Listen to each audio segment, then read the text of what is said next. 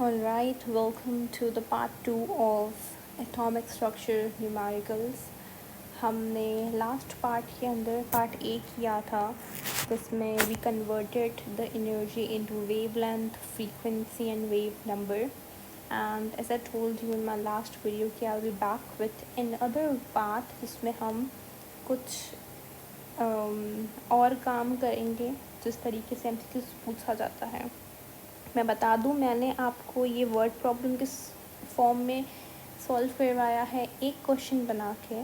ठीक है, this whole is a one question, but जब वो MCQs में आएगा इनसे कोई भी एक दो पार्ट आ सकता है. Either they will ask you to find wave length और maybe to find wave number, या फिर वो जो मैं आज आपको करवाना चाह रही हूँ वो आ सकता है. सो must do it, must complete this video, must watch till the end ताकि आपको आइडिया हो जाए कि किस तरीके के MCQs आपके सामने आ सकते हैं. Not only in NMD CAT और MD CAT, chances are more कि NMD CAT हो, नेशनल MD CAT हो इस साल 2025 के अंदर जब मैं वीडियो बना रही हूँ. But in your scientific reasoning, आपकी जो साइंटिफिक रीजनिंग होती है एक KU के पेपर के अंदर, उसके अंदर भी ये आ सकता है. ठीक है, प्लस ये अगर आप IMAT की तैयारी कर रहे हैं, IMAT is a test for Italy. If you want to pursue medicine और MBBS इन इटली, उसका टेस्ट होता है IMAT, तो उसके अंदर भी इसके MCQs आते हैं. Alright, so let's just begin. First part हम पूरा कर चुके हैं लास्ट वीडियो के अंदर. अगर आपने वो नहीं देखी video, go back and just watch that video, then come back again. ठीक है, इस वीडियो के अंदर हम पार्ट 2 करने वाले हैं, part B, which is convert this energy of photon into erg and calculate wavelength in centimetre, frequency in hertz and wavenumber in centimetre inverse. ठीक है, अच्छा, मतलब ये CGS सिस्टम है if I am not wrong, और ये कौन system है? SI system. कैसे मैंने ये पता लगाया? क्योंकि जूल दिया हुआ था यहाँ पे एनर्जी का यूनिट. ठीक है, आजकल हम स्टैंडर्ड जो एनर्जी का यूनिट लेते हैं वो जूल लेते हैं. ठीक है, या MKS सिस्टम ले लिया हमने, लेकिन यहाँ पे एनर्जी का यूनिट उन्होंने अर्ग लिया है.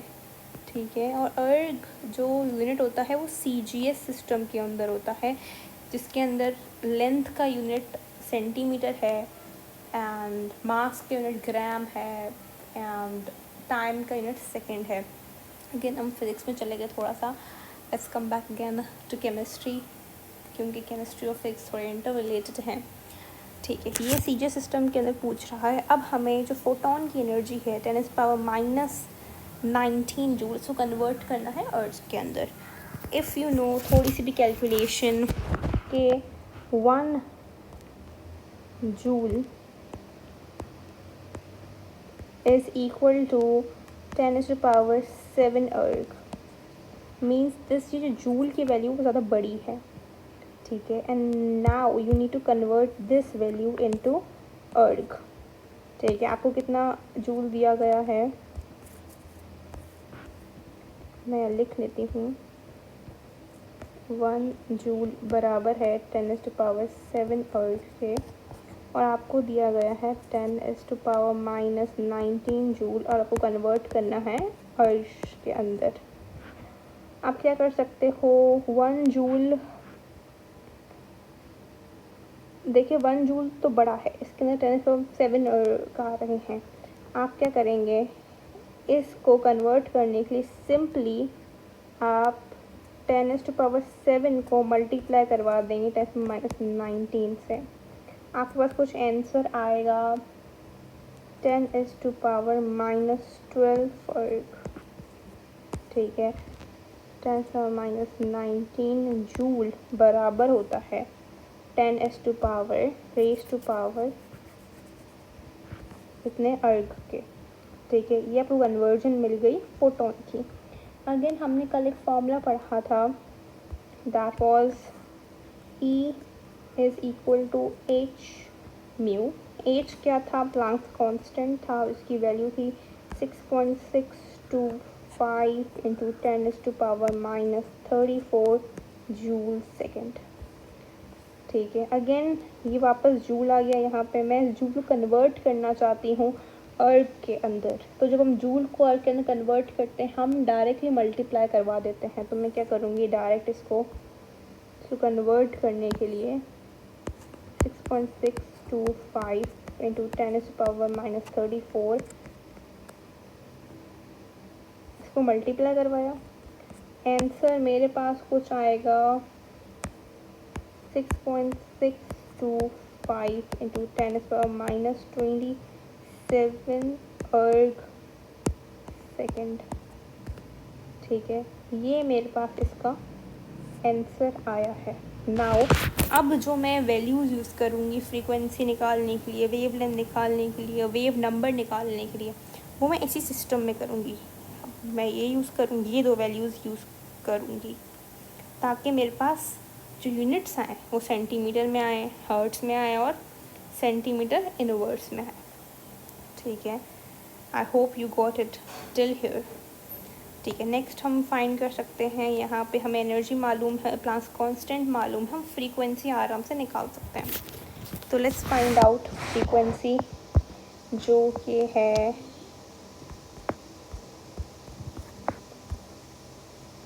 E H mu. Alright, frequency बराबर है energy upon Planck's constant. Frequency energy मेरे पास कितनी आई है 10⁻⁻19 के। मेरे पास प्लांक्स कांस्टेंट कितना आया है 6 एंड हमारे पास अब ये एनर्जी की वैल्यू आ गई। अब प्लांक्स कांस्टेंट की वैल्यू जो हमने अभी जस्ट ऊपर निकाली है CGS सिस्टम के अंदर, इट इज़ 6.625 इंटू 10⁻⁻27। ठीक है, आप इसको कन्वर्ट करते हैं हम। ठीक है, हम रखते हैं 1 डिवाइडेड बाई 6.625, कुछ समथिंग वैल्यू है 0.15। फिर हमने किया -19 प्लस 27, ये 8 आ गया। अब मैंने -27 को +27 में इसलिए कन्वर्ट किया था क्योंकि ये नीचे था वैल्यू, ये जब ऊपर जाएगी तो ये प्लस बन जाएगी। ठीक है, अब मैं अगर इसको 1.5 इंटू 10⁻7 रखूँ तो ये आंसर सही आना चाहिए इसका। ठीक है, अच्छा, हमने यहाँ पे एक माइनर मिस्टेक की है जिसकी वजह से मेरा जो आंसर है वो, इसकी जो पावर आ रही है वो गलत आ रही है। अगेन ये मिस्टेक बच्चे भी करते हैं जब वो MCQ सॉल्व कर रहे होते हैं, खासकर विद इन द टेस्ट वो MDCAT कर रहे होते हैं, उसके अंदर ये मिस्टेक करते हैं। मैंने मिस्टेक क्या की है, you have 3 seconds to identify 1 2 3। Okay, I hope you are back. Mistake मैंने ये की है कि मैंने यहाँ पे जो वैल्यू लिखी है वो जूल वाली लिख दी है, जबकि ये वैल्यू क्या लिखी है मैंने अर्ग वाली लिखी है, और मुझे आंसर इसमें चाहिए हर्ट्स में चाहिए। तो यहाँ पे जो वैल्यू आनी चाहिए थी दैट शुड हैव बीन -12। ठीक है, अब जिसकी वजह से मैं यहाँ पे सिर्फ पावर चेंज होगी, नथिंग एल्स। कुछ आंसर आएगा मेरे पास 15। ठीक है, और यहाँ पे ये 14 बन जाएगा। यू कैन डू, आप कैलकुलेटर से भी चेक कर सकते हैं। ठीक है, ये इसका आंसर आ गया मेरे पास फ्रीक्वेंसी का। ठीक है, अब मेरे पास, अब मैंने फ्रीक्वेंसी निकाल ली। I hope it was frequency, yes it was. Now frequency आ गई, मेरे पास एनर्जी मौजूद है, मैं वेवलेंथ निकाल सकती हूँ। मेरे पास फॉर्मूला होता है energy is equal to E is equal to C upon lambda. ठीक है, तो लैम्डा बराबर है C अपॉन E के। ये भी हो सकता है, इवन मैंने आपको अच्छा, यहाँ पे वही बात हो गई जो मैं लास्ट टाइम को बताई थी, एनर्जी डायरेक्टली प्रोपोर्शनल होती है फ्रीक्वेंसी से। तो यहाँ पे आप बेहतर ये होगा कि हम यहाँ पे फ्रीक्वेंसी मेंशन करें, वरना अगर मुझे एनर्जी मेंशन करनी है तो मैं कर सकती हूँ, बट अभी हमने फ्रीक्वेंसी निकाली तो हम फ्रीक्वेंसी का इसमें इस्तेमाल करेंगे। ठीक है, अब मेरे पास वैल्यू क्या है? Okay, now one more thing, हम जो वैल्यू लिखते हैं लाइट कांस्टेंट की, वो लिखते हैं मीटर में। अब जो कन्वर्ट करना है सेंटीमीटर के अंदर, तो उसकी वैल्यू क्या होगी? 3 × 10⁻10 सेंटीमीटर। ठीक है, सेंटीमीटर, ये मैंने यूनिट भी साथ लिखा है। ठीक है, ताकि आपको याद हो। हम फिज़िक्स नहीं पढ़ रहे, but again you should know. ठीक है, डिवाइड करनी है फ्रीक्वेंसी अभी जो हमने निकाली है, दैट वाज 1.5 1 × 10⁻14। सेकेंड इन्वर्स लिख लो या हर्ट्ज़ लिख लो, बात एक ही है। आप जब उसको डिवाइड करेंगे तो हमारे पास आंसर आएगा कुछ 1.98 ⁻⁻4 सेंटीमीटर। ये आंसर आएगा मेरे पास वेव लेंथ का।